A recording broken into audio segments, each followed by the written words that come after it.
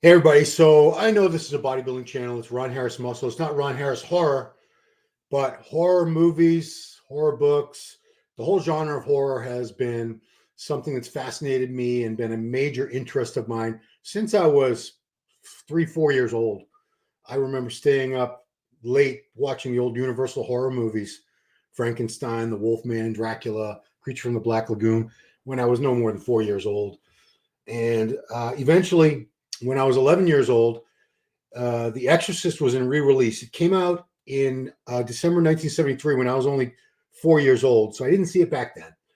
I convinced my dad to take me to it when I was 11 years old. It was, I think, the last day of school of fifth grade.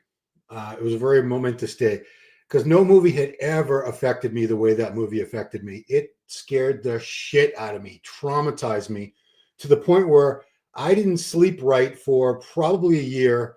And that entire summer vacation, I wouldn't even sleep in my room because the layout of my house was similar to Reagan's bedroom being like my bedroom upstairs, going around the staircase at the end of a hallway. I wouldn't sleep, and I would sleep during the day sometimes, and I would stay up all night watching TV. I was just terrified. Terrified I would become possessed, terrified someone around me would become possessed. It was just such a shocking tour de force. Beyond that, I even went so far as to start going to church with my dad. I had never been religious.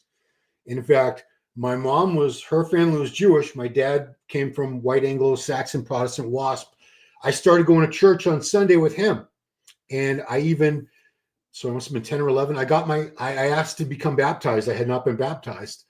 And church became my refuge. I turned to Christianity, to the church, because of this movie, because I was so scared shitless of The Exorcist.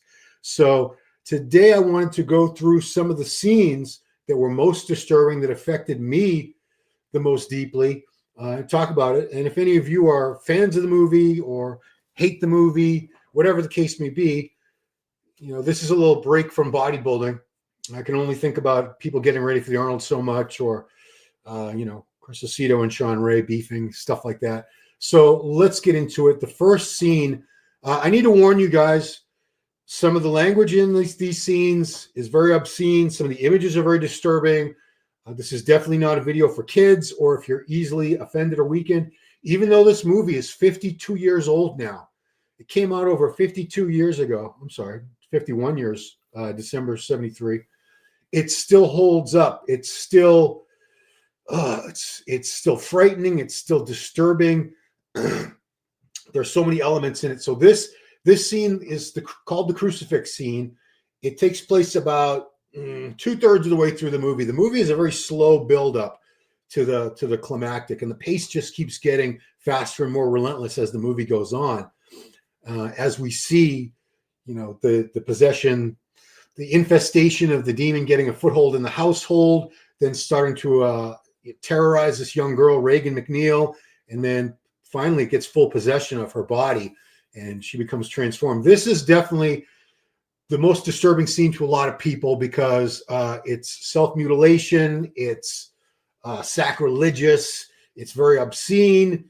I'll just let it roll and then we can talk about it a little bit, the crucifix scene.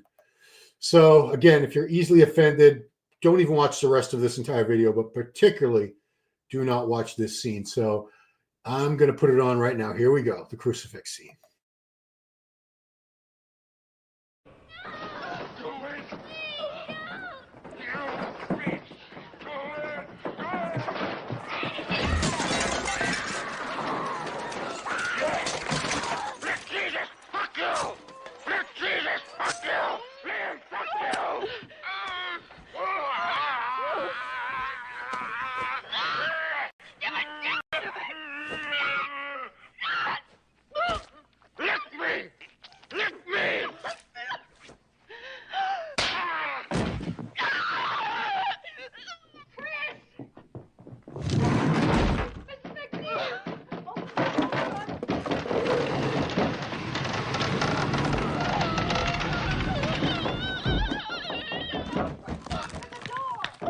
You know what she did?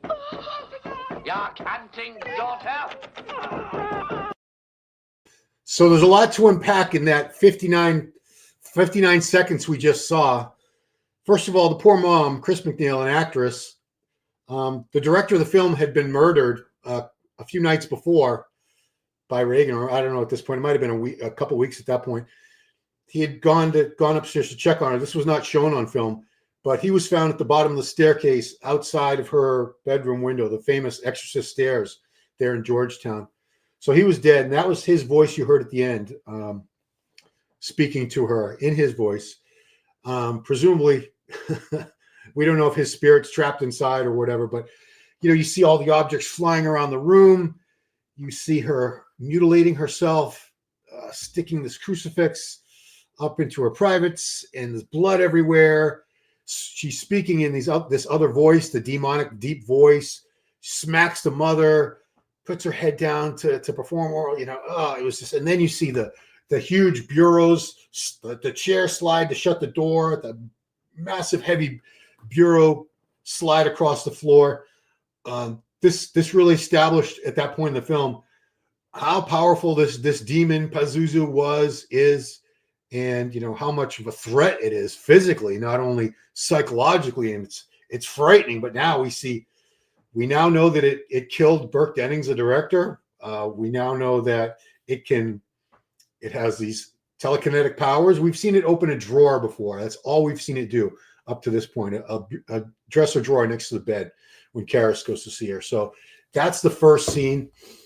That was the one that made a lot of people faint, made a lot of people walk out on the film back in the old days. Now, this is another very famous scene, if not the most famous scene, probably is the most famous scene that most people would refer to when talking about The Exorcist, even people that haven't seen the movie or they're not fans of the movie, the green puke scene. So to set it up, this takes place when Chris McNeil had been taking her daughter Reagan to all kinds of doctors, psychiatrists. They couldn't find anything physically wrong or psychologically wrong because there was nothing medically wrong with her. She was possessed by a demon, which the medical world, there was nothing they could do for her. So the doctor at the end, he had suggested there was a round table of doctors and psychiatrists and neurologists. And at the end, she's paid, probably in today's money, millions of dollars of testing and evaluation on her daughter. And at the end, the doctor who's leading the roundtable discussion suggests an exorcism, not because he believes in God, the devil, possession, and that. He says it could work because psychologically, if your daughter believes she's possessed, then she might also believe that an exorcism could free her from this evil spirit inhabiting her body and controlling her. So she approaches Father Damien Karras, the young priest. There's two priests in the movie. She approaches him in a park and asks for an exorcism. And he said, we don't do that. The church doesn't do that anymore. That's from the medieval days. I've never known a priest who's performed an exorcism. He's very unfamiliar with the whole phenomena, and he doesn't really want to get involved in this, but she breaks down crying, says, could you please just go see her? So he goes to see her, and just before the part I'm going to show you, he had opened the door for the first time and started conversing, and he's a complete skeptic at this point. But once he sees her, once he hears the voice coming out of her mouth, it's not a little girl's voice. She's supposed to be an 11-year-old girl. And also, she's speaking in other languages. She can speak in French and in Latin, which Reagan, the girl, could not do. So this is when things really get heated up. This is the famous green puke scene that a lot of people could not take. They just, they puked themselves when they saw this. So here we go. Your mother's in here with us, Karras. Would you like to leave a message? I see that she gets it.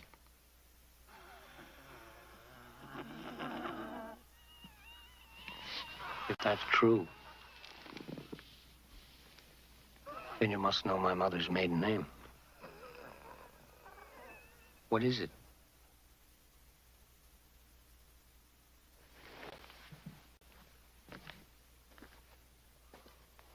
What is it?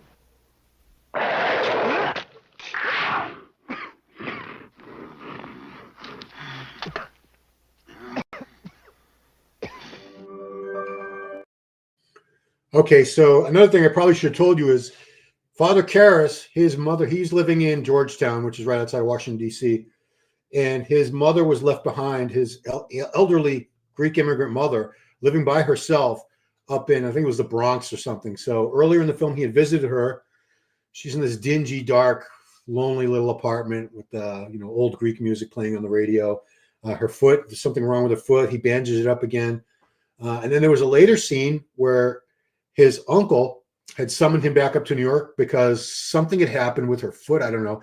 They had her taken to the hospital, and they put her in like a mental ward, which she really didn't belong in. So she was very upset about that. Anyway, Karras feels tremendous, tremendous guilt about leaving his mother alone to die, because he feels like if he had been closer to her, if he had been up there in New York or whatever, he could have been closer to the situation, and probably she would still be alive. Anyway, she's gone. He feels tremendous guilt. There was a scene where he had this nightmare full of all kinds of symbols. You see the face of the demon. It's actually his face made up like a Dracula. It's very creepy. But anyway, you just need to know that he's very, very guilt-ridden at this point. And that's why the whole point of her asking, or the demon saying, your mother's in here with us, would you like to leave a message? That really struck him hard, because, oh my God, what if my mother really is in there? I don't know if he was thinking that. So the next time he visits her, I didn't get a clip of that. He visits her one more time, and he wants to do an experiment to see, is she really possessed by a demon, or is she just deeply disturbed, crazy, this poor girl? So he has a bottle of holy water with him. It's actually not holy water. It's tap water. He hasn't blessed it, but he tells the demon that it's holy water, throws it on her, sprinkles it on her, and she reacts very violently. She convulses all over the place, and you hear 3 or 4 different voices coming out of her, speaking. It sounds like gibberish. So he takes it to a speech lab, and that's where I'm going to pick up. This scene I call this scene English in reverse. So let's play it, because this scene had one of the craziest jump scares in the movie that had nothing to do with Reagan or anything like that. But you'll see what I'm talking about in a second. Okay, so here we go with the English in reverse. Who are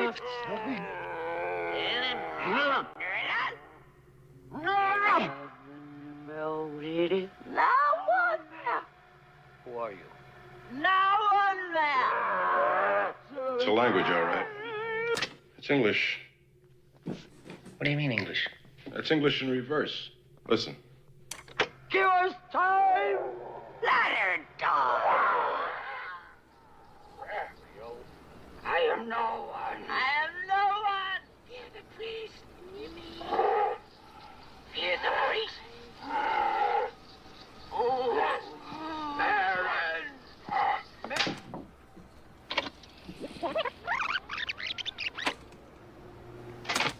Yo, I am no one. Baron, fear the priest.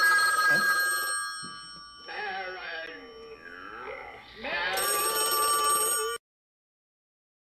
Interesting trivia about that scene and how he got that reaction, because I remember the first time I was watching it, I jumped when that phone rang, because I'm really enthralled by these creepy sounds and voices that he's listening to on the tape recorder playing back. The phone rings. So director William Friedkin, he fired a pistol on set. I'm assuming there were blanks. I'm assuming they weren't live rounds. Alec Baldwin. But that's how you get that reaction from him. That didn't know that was coming. He never warned the actors when he did stuff like that, but it was golden. So yeah, that was crazy, because now we're learning more and more about what this demon is capable of. It can actually speak English in reverse, in addition to speaking in Latin, French. It could probably speak any language it wanted to, I'm assuming. We're operating under the pretense in this video, guys, that demons are a real thing, whether you believe it or not. Let's just go with it for now. You also hear the demon saying Marin, which there's no way the girl Reagan could have known that the priest who would be assigned later to this exorcism would be Lancaster Marin, as played by Max von Sydow.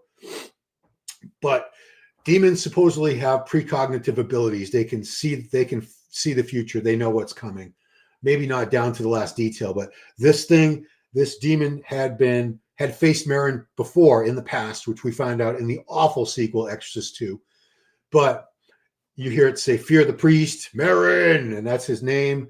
So it's just getting creepier and creepier. This movie just builds. It gets more and more disturbing. Everything gets worse and worse and worse and worse. Show you one thing real quick. So the last 25, 27 minutes of the movie is the exorcism itself. They take that long to get to the exorcism because it's the climactic series of scenes for the film. I just want to show you one thing because before they even start the exorcism, Marin is sort of preparing Father Karras, a younger priest who's never been exposed to anything like this before. It's going to be a tremendous shock to his system. He warns not to listen to it. The demon is a liar, but it will also mix lies with the truth to confuse you. And he said the attack is psychological. It's going after, it's trying to break you down. It wants your soul is really what it wants. And it really wants a priest's soul because a priest is this, paragon of virtue. It would really love to corrupt and capture a pure soul and, bring it to hell, whatever. So psychologically, this thing can get in people's heads. That's how it knew about Karras's mother. It can read minds. And here, very, very, very brief scene, but you see him walk in and look what he sees when he's looking at what should be Reagan on the bed.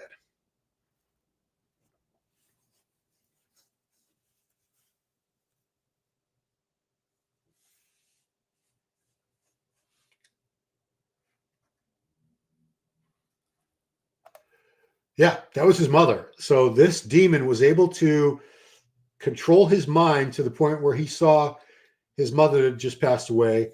Not only that, but in the straitjacket that he had visited her in the psych ward, and I think it was probably Bellevue or something in New York. So deeply, deeply disturbing. So now we're into the exorcism itself, and this is when things get just horrific. Now we had seen the head turn completely around once already in that crucifix, the crucifix scene. So to see it again, it wasn't something we hadn't seen before, but it was still pretty shocking. This is when the exorcism is getting really intense, brutal. You can't imagine staying in that room, even if you're a priest and you're sworn, be God's servant and everything. I can't imagine taking one look inside that room and seeing this creature on the bed, this perversion, this abomination of what should be a pretty little girl into this demonic creature. I would have run the other way, but this is when shit really hit the fan. Call it the head spin scene. So here we go. You out, unclean spirit! Shove it up your ass. In the name of our Lord Jesus Christ! It is He who commands you! He who flung you from the heights of heaven to the depths of hell! Fuck him! Be gone Fuck him, Garrus! from this creature of God! Be gone! In the name of the Father, and of the Son, and the Holy Spirit! By this sign of the Holy Cross of our Lord Jesus Christ, who lives and reigns with the Father and the Holy Spirit. Damien!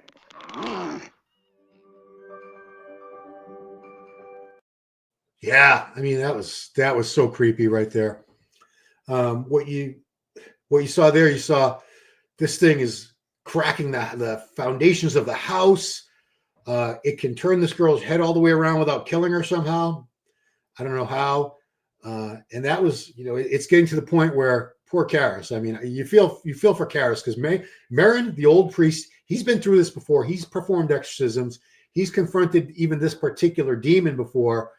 I'm sure he probably still has a little bit of fear, but Karras, you can imagine what this poor guy is going through. So the last clip of the exorcism I'm going to show you is the final moments for Karras, because after this point, he's done. He gets kicked out of the room, actually.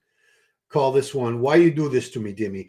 So let me set it up. He is a medical doctor. He's a psychiatrist for the church, for Georgetown University, and he's a counselor to the priest there. So he's also a medical doctor, because psychiatrists, unlike psychologists, they have to go through med school and earn an MD.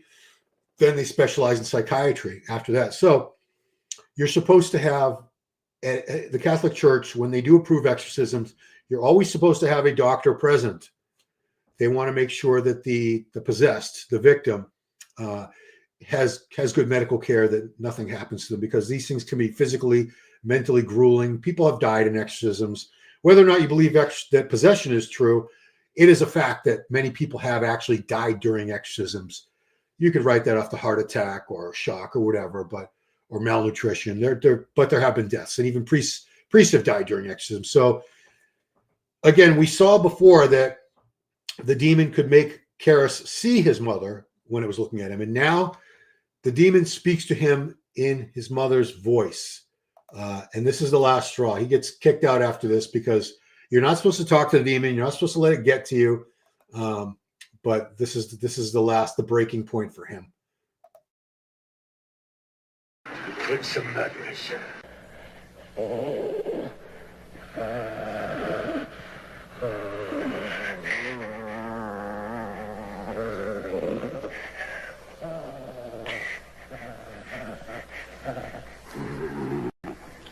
Dime, why you do this to me? Please, Dime, I'm afraid. You're not my mother. Dime, please.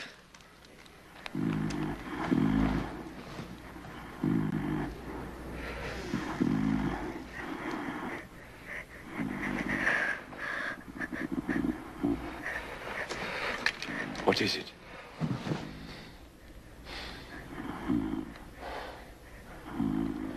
Her heart. Can you give her something? She's going to coma. Είσαι πολύ κουρασμένος. Να πας στο κρεβάτι σου. You're not my mother! Don't listen. Why, Dime? Damien. Dime, please.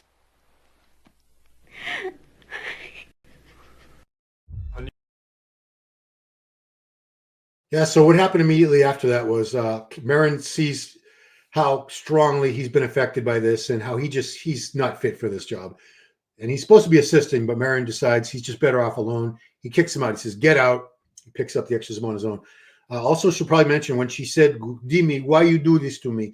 Those were her words, exact words, when he's come into the psych ward to visit her, to hopefully get her out of there.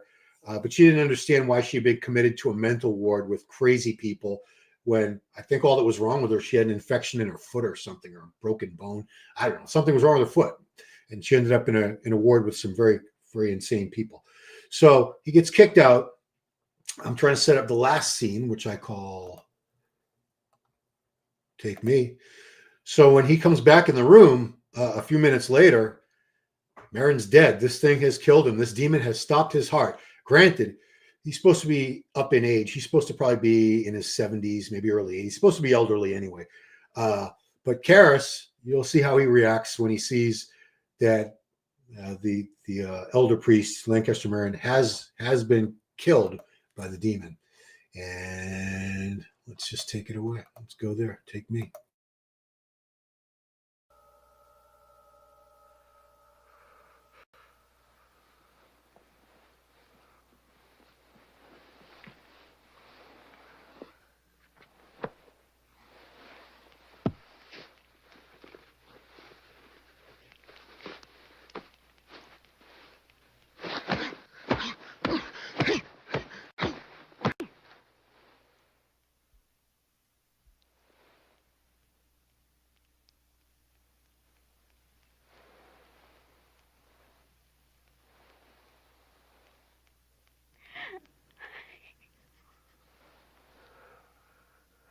You son of a bitch!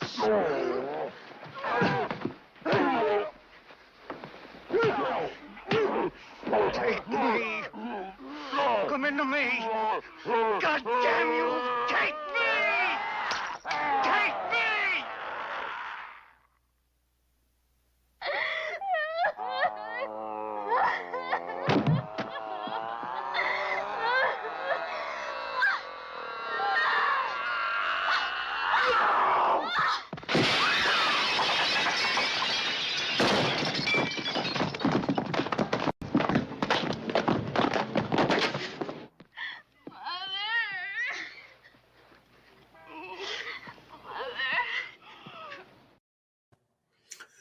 Yeah, so the exorcism was a failure. They were unsuccessful. Marin probably could have pulled it off, but unfortunately, physically, he was too weak. His heart was too weak, and the demon was able to take advantage of that and kill him to save itself because the demon did not want to leave that body. So Karras made the ultimate sacrifice on a snap decision, told the thing to come into him, leave the girl, take possession of me, which it immediately did. And you saw his face and his eyes change. You saw he was possessed. And the demon was in full control of him, and it starts advancing down toward Reagan, the girl, to strangle her to death, because that's what demons want, is death and destruction and ruin and all the bad things. But he was able to snap out of it for a second to force the entity out just for a split second, to take control of his body just long enough to hurl himself through that window to save the girl's life. She'd already been saved from the demon. Now he's saving her life because it was going to kill her. Takes a header down, it's like 60, 80 stairs. I don't know how many stairs it is. I've seen the staircase in a lot of pictures and videos. It's brutal. And he dies. If you see Exorcist 3, there's a continuation of it. This Exorcist 2 isn't really so much the sequel as I would consider Exorcist 3, which was directed by William Peter Blatty, who wrote both the book The Exorcist that this movie was based on, and he wrote the screenplay, which he won an Academy Award for. Best screenplay for The Exorcist. He directed Exorcist 3 based on his book Legion. If you haven't seen it, if you're a horror fan, you probably have. But if you haven't, it's a classic. It's not as great as The Exorcist because I don't think anything's as good as The Exorcist. I'm a massive fan of this movie. I've probably seen it 30, 40 times in its entirety. And I've seen clips thousands more times.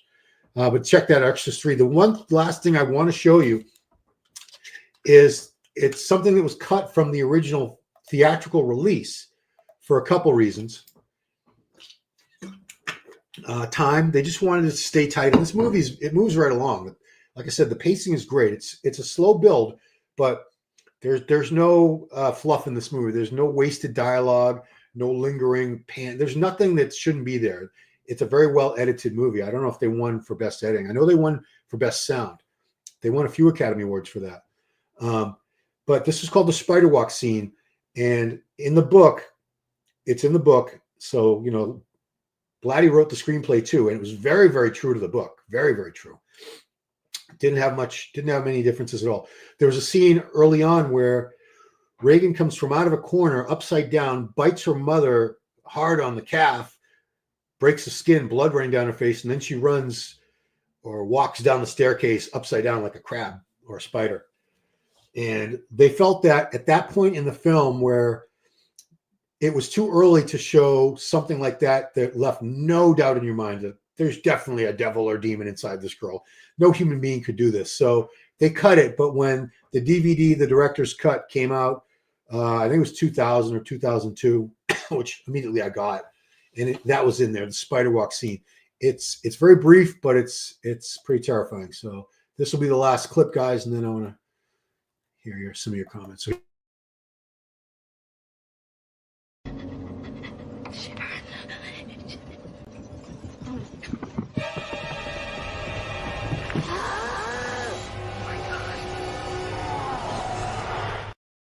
yeah. So that's it. Let's hear what you have to say. I'm sure not everyone's happy about this. Lucky your hair didn't went gray. Well, gray hair you can dye. So if your hair is gray, you can just dye it brown or black or whatever you want, red. But if your hair is gone, you can't dye it. So, yeah. What's up, Kalyan Krishna, Kevin Cross? Change of content. I'm sure a lot of people are not going to like it. I do 99.9% bodybuilding content. I did one video a couple weeks ago about that OnlyFans girl, Lily Phillips, and people lost their minds. Like, Ron, how dare you? But you know what? It's my channel. If you want to watch this video and enjoy it, watch it. If you don't, just don't. I don't ever bait and switch people. Whatever's in the thumbnail and in the title, that's what's in the video. So you know what you're in for. Sorry. Yeah, Jerry, nothing affected me. I've seen every classic horror movie multiple times. I've seen even the ones that are sort of underground movies that most people don't even know about. And yeah, there were some really creepy, disturbing sick things that I've seen in movies, but nothing, and absolutely nothing affected me the way this, because it was a psychological terror. It got inside your head. It really had this insidious feeling to it. I remember describing it once as it felt like something crawled off the screen into the theater and you were taking it home with you. That's how I felt. I remember my dad took me, and he was kind of amused at how scared I was, even 11 years old. When things got really rough, like I think a lot of that exorcism scene, I was like this, leaning into my dad and not looking at the screen, because I just couldn't take it. Don't watch this grab. Well, let's watch Mr. O reruns. Well, Mr. O runs. I mean, they're all out there. Steve Blackman Calling. D-Post. In the 70s, they made great movies for adults and for kids now. Yeah, it's low tech. They had no CGIs.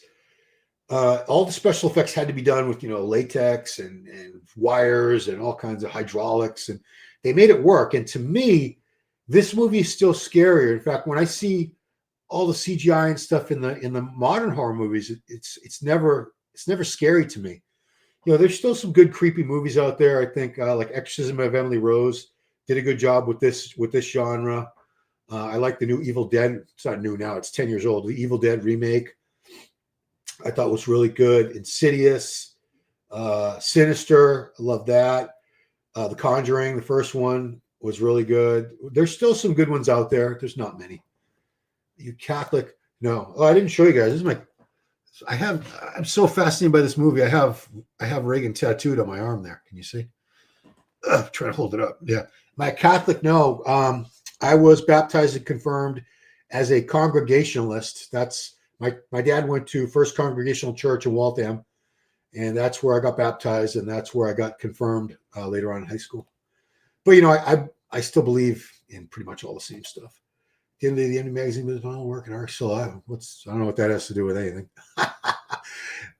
Yeah, Guillermo, magazines in general didn't survive because social media killed print magazines. I mean, that's, you click to tell us how much we're interested in Decker or Training Journal. Thank you, Levon. I mean, I know some people are going to hate it, would hate. Some people are very upset that I switched things up here and did something different. And some people are like, oh, cool. So thank you for being one of them. Appreciate it. Censorship. Post, LOL. Yeah, I'm Ron. If in YouTube. Yeah, I don't know.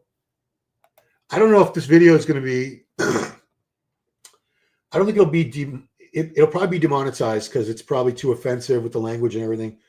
So I don't think I'll make a penny off of it. But I don't think YouTube can take this down because all these clips that I took were on YouTube. So they had the obscenities, the vulgarities, the really disturbing things. They're already on there. And you can watch the full movie, The Exorcist, on YouTube. I don't know what YouTube charges for their movie rental, $1, $2. I don't know.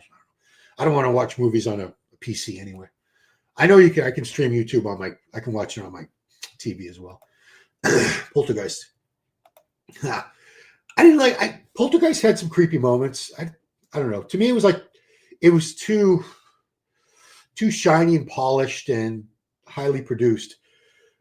A lot of money went into that, and a lot of money went into The Exorcist too. Don't get me wrong, but the way it's shot, the film's grainy. It's almost like documentary style. There's nothing really fancy with the way the editing's done, the cameras. It's pretty straightforward to the point where you're falling into the belief. You think this could be real. A lot of people do believe it's real. I believe it's real. You can believe what you want. I mean, I'm that guy that believes in Bigfoot and Loch Ness Monster too. So jumped out the window. No, I didn't jump out the window, but it scared the crap out of me. I'm right here. You don't have to miss me.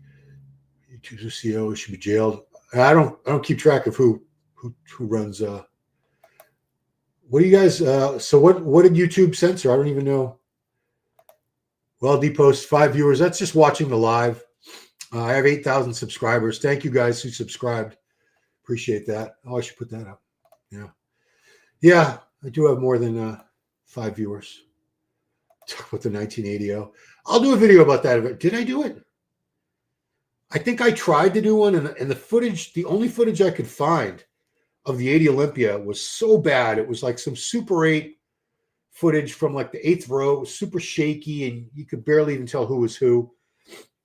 The crazy thing about the 80 Olympia was it was filmed for, was it ABC, CNBC? It was one of the major networks that Arnold was there supposedly to commentate for and do a special. They never aired the footage, so I've never seen the footage of that. There is a video, I think maybe GMV Productions, called The Comeback with Arnold Schwarzenegger. They had footage of that, but the actual full competition itself, I've never seen anywhere. Deca training. Deca. What about Test, guys? Test is best. Columbo. 1981 was Columbo, yeah. 80 was Arnold, one where a lot of people felt he shouldn't. 81. To this day, when I look at pictures and videos of 1981 Olympia, I don't know how Columbo won. It was just pure favoritism, bad judging, which is why I always tell younger fans who complain about the judging now, dude, if you'd been around back in the old days, you would have your head would have exploded. 80 was Arnold, right? Yeah, no triceps. Yeah, the 80 was for the 80 was from censorship, religious and exorcists related content. All these skinny to be. I don't know, 11, because I've been watching. My search is full of Exorcist videos, and they're all there. The reason I did this video is because I keep watching all these Exorcist reaction videos where people watching it for the first time, which obviously I can't do because I saw it for the first time. Geez, what was it, like 1980 or something? So I couldn't do a reaction the first time watching, but I'm like, these people don't even like the movie. I mean, I love this movie. It's my favorite movie of all time. I can almost quote all the dialogue if I had to. So yeah, I mean, I wanted to make my own Exorcist video, even though it's not going to get the views that those people get, because people like to see the reactions, especially if it shows that it's a pretty girl making a video and she's screaming and looking terrified. People really dig that. Let's make a video about Quentin S movies in the 90s, old Sly movies. I could probably do one about. I'm a big Quentin Tarantino fan of most of his earlier movies. As time went on, I liked them a little less and less. But Reservoir Dogs, Pulp Fiction, Jackie Brown, even what was that one? Not Planet Terror, Death Proof that he did for that Grindhouse movie. It was really good. Legendary filmmaker William Friedkin did an extraordinary job bringing the eponymous novel. It's released 2 years prior to the movie. Yeah, well, I think the major asset that he had was that he hired the novel's writer, William Peter Blatty, to write the screenplay, because Blatty had actually written for movies and television multiple times in the past. His specialty was comedy. He had written comic novels, and he had written for, I think he wrote one of the Pink Panther movies, strange as that may sound. But Blatty was known for comedy, and The Exorcist was a real departure for him. And it was based on a true story that he'd heard about while attending college in that area. I think he went to Georgetown, 10 years before, 15, 20 years before this has happened. You've probably seen all the various documentaries on the true case it was based on, where it was a young boy and not a girl. But it was the true story is actually pretty scary, even though it's not as sensational. You don't have heads spinning around, you don't have projectile vomit and stuff like that, but it was still very creepy, super creepy. Can you list your top 5 best movies you watch regardless of genre? I'd have to think about that. They'd probably all be horror movies. If you call Jaws a horror movie, I'd say Jaws was one of them. Exorcist was one of them. I thought Rocky was fantastic, the first Rocky. I mean, it'd probably be a pretty generic list for somebody my age. Anybody who came up, grew up in the 70s and 80s would probably have more movies from that time period than modern movies. They're still making some great movies these days. Did I watch The Ring? Oh yeah, U.S. version. I've had perfect list. Yeah, that's another one. I mean, when I think about horror movies and which ones were really effective and which ones sucked, the ratio of good horror movies to shit horror movies is about 1 to 100. And I'm that guy who will sit through 50 to 100 horrible, terrible, awful horror movies for that one gem, that one great one. And most of the time I won't even, if I'm like 15, 20 minutes into a horror movie and I could tell it's just not worth my time, I stop watching. I'm not going to waste my time on an hour and a half, 2 hours of a movie that I can already tell it's not going to be good. But The Ring was a really good one. I mean, I thought the whole concept of you watch this video, this insane, terrifying imagery, bizarre stuff on it, and then you get the phone call. It says 7 days, and you're going to die in 7 days unless you can make someone else watch the video. I know it's taken from the original Korean movie, but what a great terrifying concept that was. And yeah, I thought the U.S. version did a wonderful job with that. Spooky or paranormal all the time? Yeah, a couple times actually. So growing up, the house I grew up in was built by my grandfather. My grandfather and grandmother lived there, and that's where they raised my dad, his sister, my late dad, and my late aunt. Anyway, both sets of parents were living there as well at one time. I don't know if it was before my dad was alive. I mean, I can't ask him now. Anyways, long story short, the room that was my bedroom, all four of them died in that room. I don't know if, probably not the same day, but four of them died. So 4 people died in the room that was my bedroom growing up as a kid. And on more than one occasion, I never saw anything. I never heard anything, but I could distinctly feel someone sitting down on my bed, the weight pressing down. And of course I was terrified. I would like pull my sheets up and I, didn't want to look. I don't think I would see anything anyway. And then the weight would lift and I guess they were gone. The other time, this happened to me 2013. It was the year that Dennis Wolf won the Arnold Classic. It was either 13 or 14. I was stuck along with a lot of other people. There's a huge snowstorm in the Northeast that Sunday. So flights were canceled out of Columbus Airport. So I had to stay an extra day. I was supposed to fly out Sunday morning, ended up not leaving till Monday afternoon. Anyway, I only had a room at the Hilton for that one night. So I got another room near the airport because first I went to the airport and I couldn't get the flight, couldn't get it booked on any flights that day. So took a taxi to the nearest hotel, motel, whatever it was, which was only about a mile away from the airport. Great. Because downtown Columbus, that's like a 15-20 minute ride from the airport. Anyway, so I remember it was room 212, like the 212 division. I don't know at what point this was, 2 or 3 in the morning. I wake up. I used to sleep on my stomach, so I wouldn't snore because I was a lot heavier back then. And I woke up with somebody. It felt like somebody was sitting on me, very heavy weight, pushing me into the bed. And my first thought was, "Shit! Somebody has broken into my room. They're going to rob me. Maybe they're going to kill me. I don't know. Did I put the deadbolt on? I was convinced somebody had broken into my room, and I couldn't move. I couldn't make any noise. This was not a dream. I was fully awake. I know the difference between wake and sleep. And I don't know if you can argue about this as sleep paralysis or whatever it was. I don't know. But eventually, I decided to start praying in my head, the Our Father who art in heaven. And the weight got off and I could finally move. I jump up, turn on all the lights. There's nobody in the room, of course. Tried to go back to bed. I think I left the lights on. At this point, I'm like a 43 or 44-year-old man, but left the lights on, tried to go back to sleep. Same thing. Oh, no, this time I slept on my side because I said, well, if this happens again, and I don't know, I had a hard time falling back asleep. I did fall back asleep. And once again, I felt the same thing happen to me. It woke me up. And I woke up and there was something pushing me into the bed, some invisible something or other, ghost, demon. I don't know what it was. Something was pushing me into that bed. And again, I prayed in my head and it lifted. And I didn't go back to bed after that.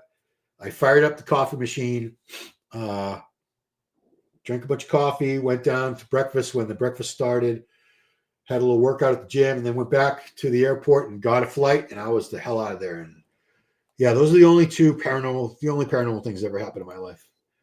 The Yes version of the Ring is a masterpiece. Yeah. And even The Ring 2, I thought was done very well. If you saw that, part 2. There you go. There's another one of my favorite movies. Thank you. Of course, 1978, Apocalypse Now, the Vietnam War movie with Martin Sheen and Marlon Brando, based on Heart of Darkness by Joseph Conrad. It's one of my favorite movies. I've probably seen Apocalypse Now 8 or 10 times as well.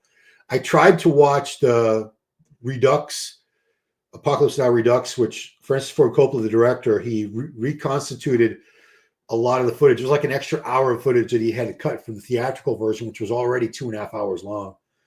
And I found that most of the scenes that got cut, they didn't need to be in the movie anyway. They just sort of slowed it down and dragged the pace down. So, but Apocalypse Now was great. Yeah.